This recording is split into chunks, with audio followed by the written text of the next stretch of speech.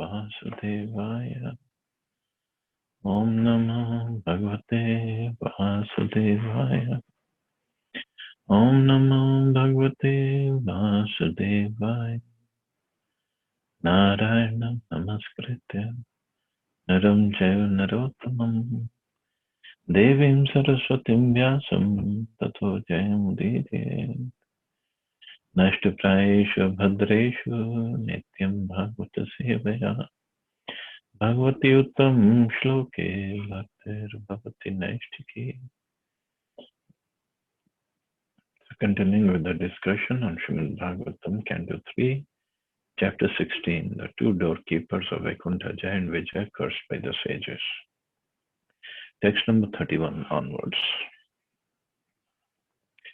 Mai sarambha yogena nistirya brahmelanam pratyeshyatam nikasham me kalenalpiyasa punaha. The Lord assured the two Vaikuntha inhabitants, Jaya and Vijaya, by practicing the mystic yoga system in anger, you will be cleansed of the sin of disobeying the Brahmins and within a very short time return to me. The Supreme Personality of Godhead advised the two doorkeepers, Jaya and Vijay, that by dint of Bhakti Yoga in anger, they would be delivered from the curses of the Brahmins. Srila Madhva Muni remarks in this connection that by practicing Bhakti Yoga, one can become free from all sinful reactions. Even a Brahma shap or a curse by a Brahman, which cannot be overcome by any other means, can be overcome by Bhakti Yoga. So they're gonna do Bhakti Yoga. So they're gonna be thinking of the Lord, but in anger. But still, the thinking or the surrender, that is even in anger, not favorably, that will still deliver them from this curse of Brahmins, curse of four Kumaras. One can practice Bhakti Yoga in many rasas. There are 12 rasas, 5 primary and 7 secondary. The 5 primary rasas constitute direct Bhakti Yoga, but although the 7 secondary rasas are indirect, they are also counted within Bhakti Yoga if they are used in the service of the Lord. In other words, Bhakti Yoga is all inclusive. If one somehow or other becomes attracted or attached to the Supreme Personality of Godhead, he becomes engaged in Bhakti Yoga, as described in Srimad Bhagavatam. Kamam Krodham Bhayam. The gopis were attracted to Krishna by Bhakti Yoga in a relationship of lusty desire, kama. But this kama, we have to understand, is not the material lust. It's a spiritual lust. It's completely different. Similarly, Kansa was attached to Bhakti Yoga by dint of the fear of his death. Thus, Bhakti Yoga is so powerful that even becoming an enemy of the Lord and always thinking of him can deliver one quickly. So Kansa was thinking of Krishna always, the 8th child of Devaki, in fear. Similarly, Shishupal was always thinking in envy. And Shishupal is one of the Jaya and Vijaya. And Hiranyaksha and Hiranyakashipu, they were angry. They were in anger, always thinking of the Supreme Lord. So that is considered as Bhakti Yoga, but it's not considered the topmost Bhakti Yoga. We have to understand that. In Nectar of Devotion, when Rupa Goswami analyzes Bhakti Yoga, he doesn't even consider this as Bhakti Yoga actually. This is Bhakti. He does not consider that. He says, Anukulena Krishna Anushil. Anukulena means favorable way. That is Bhakti. But regardless, here Prabhupada is saying, and this is advice of the Lord to Jaya and Vijaya, that in anger you will be thinking of me, and this will still deliver you. That's the beauty of Bhakti. Even in anger, somebody thinks of the Lord. Lord gets so merciful to him that he delivers him. It is said, Vishnu Bhakta Smritu Deva Asurastad Vipanyaya. Devotees of Lord Vishnu are called demigods, whereas non-devotees are called asuras. But Bhakti Yoga is so powerful that both demigods and asuras can derive its benefits if they always think of the personality of Godhead. The basic principle of Bhakti Yoga is to think of the Supreme Lord always. The Lord, that's why Rupa Goswami also says in one place, Yena kena prakarena mana Krishna niveshayat. Somehow or other, just think of Krishna. The Lord says in Bhagavad Gita, Man mana bhavamad bhakta, always think of me. It doesn't matter which way one thinks. The very thought of the personality of Godhead is a basic principle of Bhakti Yoga. In the material planets, there are different grades of sinful activities, of which disrespecting a Brahman or a Vaishnava is most sinful. Here it is clearly stated that one can overcome that grave sin simply by thinking of Vishnu, not even favorably, but in anger. Thus, even if those who are not devotees always think of Vishnu, they become free from all sinful activities. Krishna consciousness is the highest form of thought. Lord Vishnu is thought of in this age by chanting Hare Krishna, Krishna Krishna, Hare Hare, Hare Ram, Ram Ram, Hare Hare. From the statements of the Bhagavatam, it appears that if one thinks of Krishna, even as an enemy, that particular qualification, thinking of Vishnu or Krishna, cleanses one of all sins. The only difference is this will not give one Krishna prema. That's a different story. In fact, there is a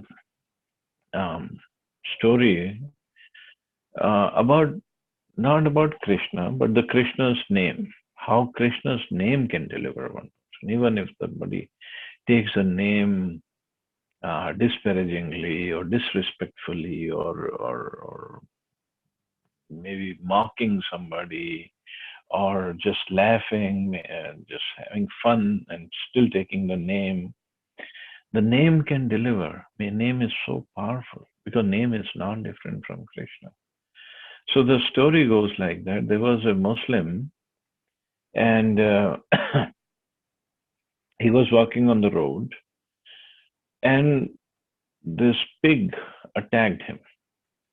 And for Muslims, pig is very lowly animal. They don't even want to come close to it. And the pig somehow attacked Muslim guy. And this Muslim, because of this attack of the pig and because of his fear, the word that came out of his mouth was haram, that this is haram. But the Supreme Lord is so merciful. He said, he took my name. He took my name as Ram. And he came and delivered him. Because at the time of death, he just uttered the name Haram. So somebody might say, because people who have little brain, they start calculating and they start analyzing. Oh, he didn't chant the name of Ram. Then Lord Ram does. Your Lord Ram, doesn't he know? What is he chanting and what is he calling? And still he came and delivered him. Lord Ram knows very well. He did not chant the name properly. And he was not even chanting Ram, he was chanting Haram. But even Haram, the name word Ram, the name Ram is there. So Lord says, he took my name. Because the Lord is made of mercy. Nothing else but mercy. We try to take advantage of this merciful nature of the Lord. And that's where we make the mistake. So by him chanting Haram, he did not get the Krishna prema. That is what we are aspiring for. Mukti is easy for the Lord to give. Very easy. For the jnanis, it's very difficult to attain mukti. For devotee, mukti is very easy to attain. Just chant at Nam Abhas stage.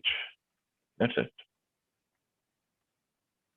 It is said at the door of a devotee, Mukti, Bhukti, they are standing there with their hands tied up, closed. I mean, they're waiting for the orders from a devotee, but the devotee doesn't even look at them. All the devotee wants is bhakti or the service.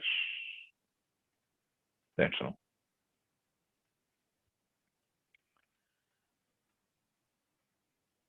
द्वास्थावादिश्य भगवान् विमांशेनि भूषणं सर्वातिशयया लक्ष्म्या जुष्टं स्वं धिष्ण्यमाविशत्. Thus, after speaking at the door of Vaikuntha, the Lord returned to his abode, where there are many celestial aeroplanes and all surpassing wealth and splendor. It is clear from this verse that all incidents took place at the entrance of Vaikuntha Loka. In other words, the sages were not actually within Vaikuntha Loka, but were at the gate. It could be asked, how could they return to material world if they entered Vaikuntha Loka? But factually, they did not enter, and therefore they returned. There are many similar incidents where great yogis and Brahmins, by dint of their yoga practice, have gone from this material world to Vaikuntha Loka. But they were not meant to stay there. They came back. Just like we'll read about Durvasa Muni. He also went to Vaikuntha Loka, but he came back. It's also confirmed here that the Lord was surrounded by many Vaikuntha airplanes. Vaikuntha Loka is described here as having splendid opulence, far surpassing the splendor of this material world. With those aeroplanes, they didn't have the mechanical engine and they were running on fuel. Oh, they were celestial aeroplanes made of rubies and all the wonderful jewels, and they would fly by the speed of mind. And with the person who was guiding them, that's how they would fly. Even the aeroplanes are conscious in Vaikuntha.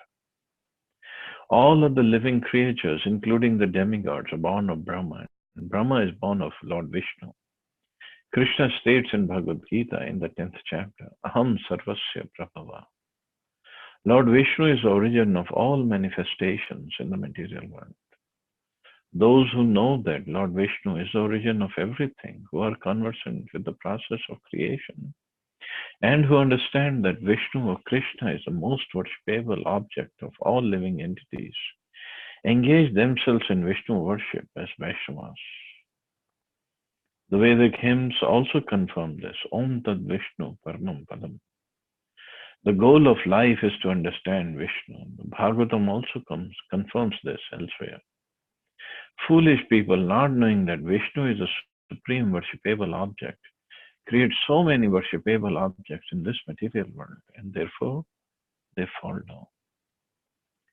So not understanding that Vishnu is the goal of life, the service of Vishnu is the goal of life. People don't understand that, and that's why they keep on rotating in this material world: birth, old age, disease, death, and that's it. Text 33. Tau tu girvana rishabho dustaradhari lokatah atashriyo brahma shapa dabhutam vigatsmayo. But those two gatekeepers, the best of the demigods, the beauty and luster diminished by the curse of the Brahmins, became morose and fell from Vaikuntha, the abode of the Supreme Lord. Because they were cursed, their beauty and luster of the body was gone right away. And completely in ignorance, they fell down. Tada Vaikuntha Deshana Tayor Nipatmanayo Ahakaro Mahanasi Vimanagreshu Putraka. Then, as Jaya and Vijay fell from the Lord's abode, a great roar of disappointment arose from all the demigods who were sitting in their splendid airplanes. Tave adhuna prapto parshat pravaro hare ditera jatar nirvishtam kashipam tejulbanam. Lord Brahma continued, those two principal doorkeepers of the personality of Godhead have now entered the womb of Diti, the powerful semen of Kashyap Muni, having covered them. So when they fell, and because of their ignorance or because of the curse of the Brahmins, there was darkness all over the universe. And that is why, if you remember, this is what it was happening in Diti's womb. These two boys were there. And because of their presence, although Diti held them for 100 years, but because of their presence, the whole universe was getting dark. Here is clear proof of how a living entity coming originally from Vaikuntha Loka is encaged in material elements. The living entity takes shelter within the semen of a father, which is injected within the womb of a mother. And with the help of mother's emulsified ovum, the living entity grows a particular type of body. In this connection, it is to be remembered that the mind of Kashyap Muni was not in order when he conceived the two sons, Hiranyaksha and Hiranyakashipu. Therefore, the semen he discharged was simultaneously extremely powerful and mixed with the quality of anger. It is to be concluded that while conceiving a child, one's mind must be very sober and devotional. For this purpose, the Garbhadan Sanskar is recommended in the Vedic scriptures. If the mind of the father is not sober, the semen discharge will not be very good. Thus, the living entity wrapped in the matter produced from the father and mother will be demoniac like Hiranyaksha and Hiranyakashipu. The conditions of conception are to be carefully studied. This is very great science. So Garbhadan Sanskar, the conception of a child, it has to be done very carefully and very properly. The mind of the father and mother both, it has to be properly placed, especially the father. Because his semen carries the soul that enters the womb of the mother, and where he gets a body and somehow it grows inside the womb of the mother. But the soul which is going to take shelter of the semen of the father or the man, it will depend upon the consciousness of the man, consciousness of the person. And of course, the womb of mother also should be in the proper consciousness so that he receives that soul properly. So that's why Prabhupada said it's a very great science. And people think this is all superstition. Nothing happens. Tayorasur tejasa yam yorhi vaha akshiptam teje tarhi bhagwan sad vidit sati. It is the prowess of these two asuras, demons, that has disturbed you, for it has minimized your power. There is no remedy within my power, however, for it is the Lord Himself who desires to do all this. Although Hiranyakashipu and Hiranyaksha, formerly Jaya and Vijay, became asuras, the demigods of this material world could not control them. Therefore, Lord Brahma said that neither he nor all the demigods could counteract the disturbance they created. They came within the material world by the order of the Supreme Personality of Godhead, and He alone could counteract such disturbances. And see how Krishna, or how the Supreme Lord, kills all the demons. One thing is common in every situation. He always gives everybody, including the demons, a chance to associate with devotees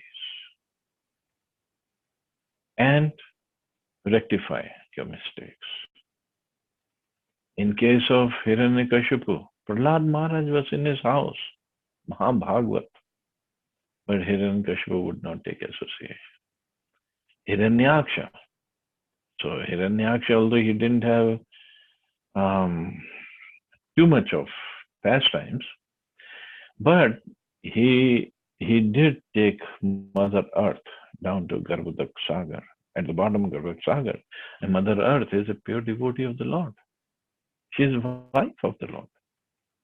He could have taken association of Mother Earth. But rather, the demons, what they do is they commit offenses against the devotees.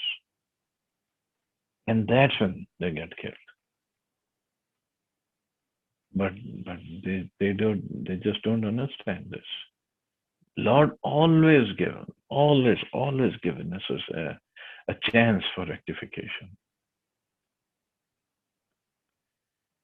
In other words, although Jay and Vijay assumed the bodies of asuras, they remained more powerful than anyone, thus proving that the Supreme Personality of Godhead desired to fight because the fighting spirit is also within him. He is original in everything, but when he desires to fight, he must fight with the devotee. Therefore, by his desire only were Jaya and Vijay cursed by the Kumaras. The Lord ordered the gatekeepers to go down to the material world, to become his enemies, so that he could fight with them, and his fighting desires would be satisfied by the service of his personal devotees. Brahma showed the demigods that the situation created by the darkness for which they disturbed was the desire of the Supreme Lord. He wanted to show that even though these two attendants were coming in the forms of demons, they were very powerful, greater than the demigods, who could not control them. No one can surpass the acts of the Supreme Lord. The devout demigods were also advised not to try to counteract this incident, because it was ordered by the Lord. Similarly, anyone who is ordered by the Lord to perform some action in this material world, especially preaching his glories, cannot be counteracted by anyone. The will of the Lord is executed under all circumstances. And see, all the demigods, they ran towards Brahmaji and prayed, what is this? All darkness all over. What is this happening? Means, even the life of demigod, there is no peace.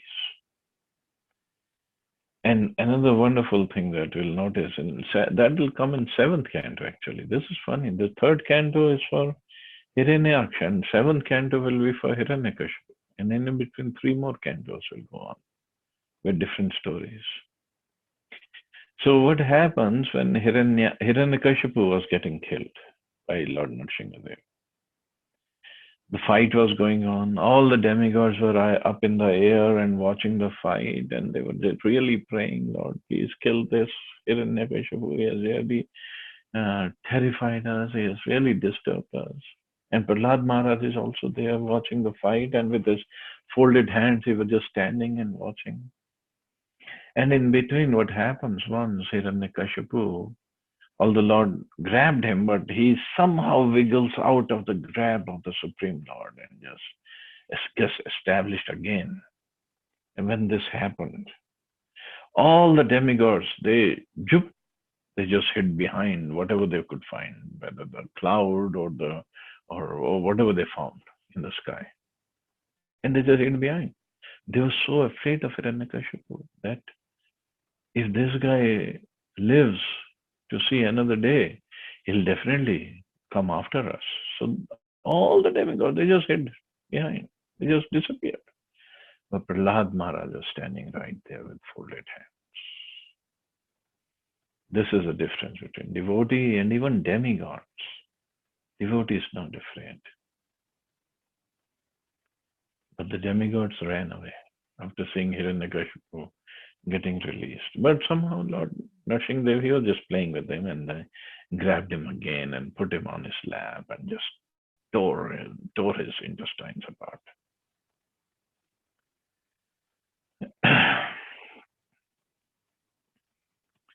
Text 37.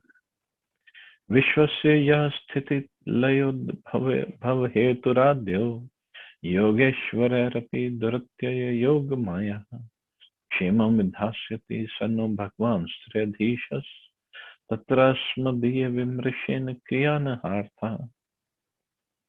My dear sons, the Lord is the controller of the 3 modes of nature and is responsible for the creation, preservation, and dissolution of the universe.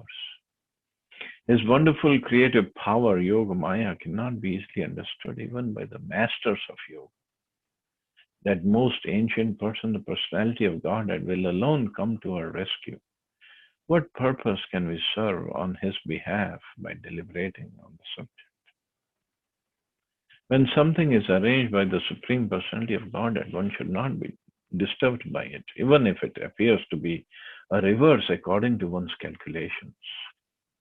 For example, sometimes we see that a powerful preacher is killed, or sometimes he is put into difficulty, just as Haridas Thakur was. He was a great devotee who came into this world. Well, it was Brahmaji himself who came into this world to execute the will of the Lord by preaching the Lord's glories. But Haridas was punished at the hands of the Qazi by being beaten in 22 marketplaces. Similarly, Lord Jesus Christ was crucified and Prahlad Maharaj was put through so many tribulations.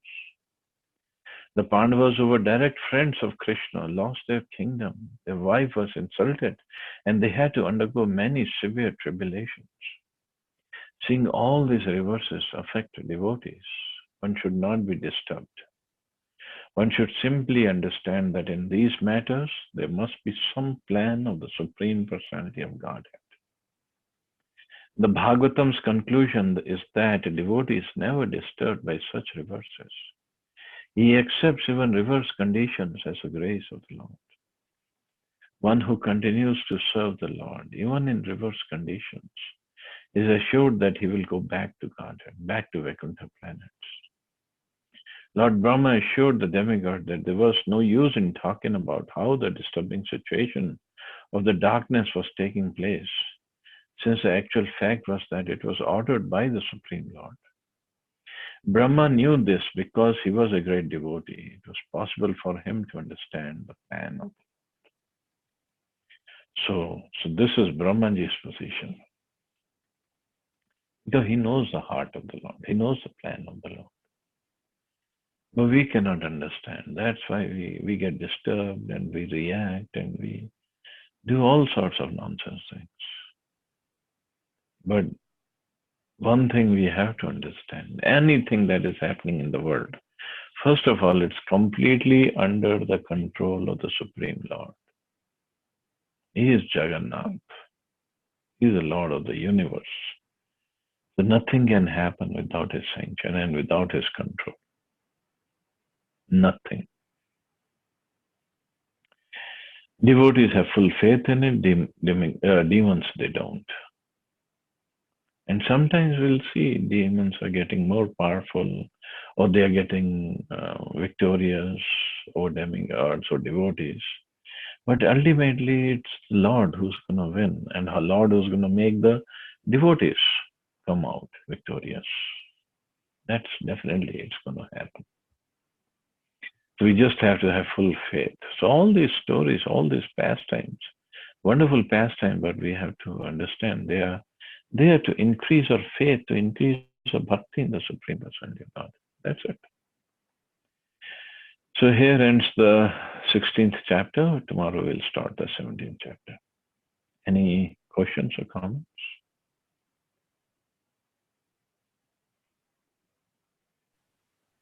Thank you, Prabhuji. Tomorrow we'll start a new canto, 4th. नहीं, 17th chapter. कहाँ? मेरे पास तो है नहीं इसमें. उसका part 2 होगा ना फिर शायद. अच्छा. Okay. So canto will be 3rd only.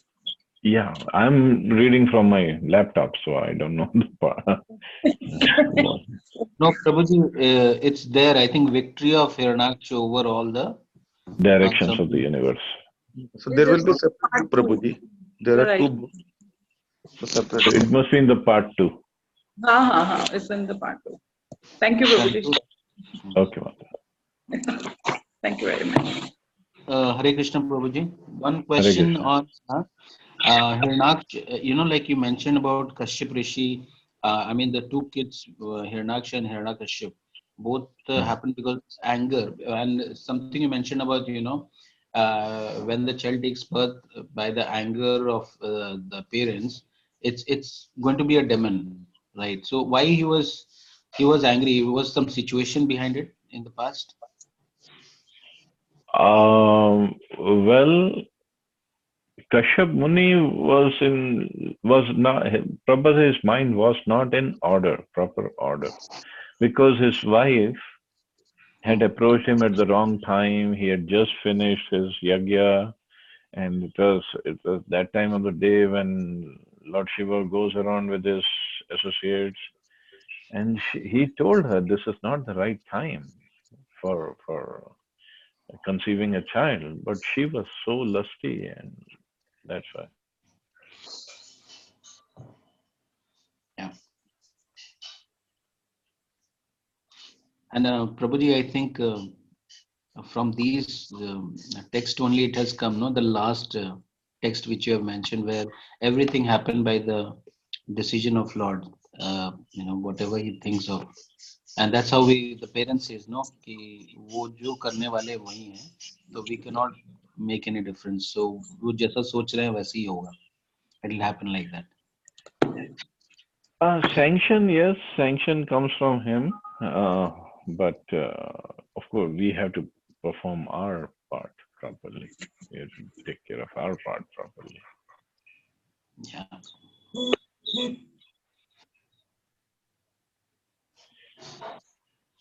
Thank you so much, Prabhuji. Thank you.